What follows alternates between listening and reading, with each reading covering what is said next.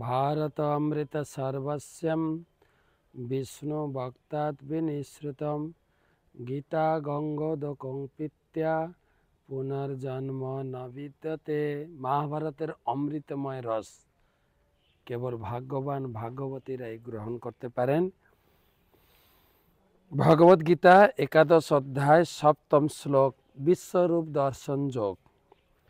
इहैकस्थं जगत् कृत्स्नं पश्येद् सच्चराचरं मम देहे गुडाकेश यच्चन्य द्रष्टुमिच्छसि।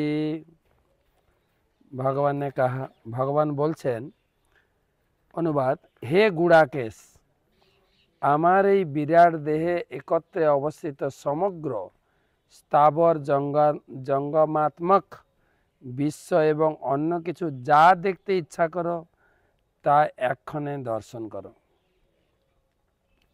তো ভগবান অর্জুনকে বললেন যে আমার এই দেহে তুমি স্থাবর জঙ্গম যত প্রকারের সৃষ্টির যা কিছু দেখতে চাও সব ভগবান অর্জুনকে সুযোগ দিয়েছেন, শক্তি প্রদান করেছেন।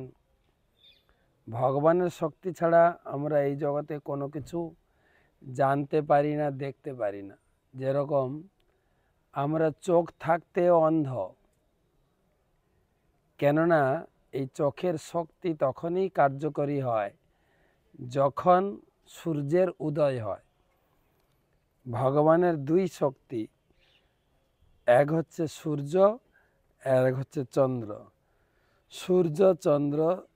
সূর্য চন্দ্র জগতে উদিত হলেই আমাদের দৃষ্টিশক্তি আমরা পাই।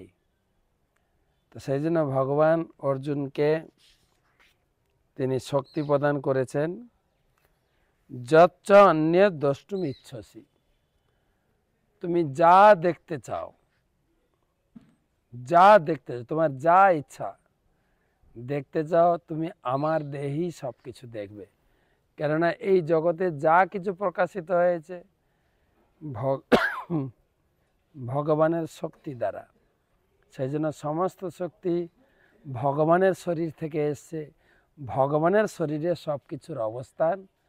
সেই জন্য ভগবানের শরীরেই সব কিছু দেখা যায়।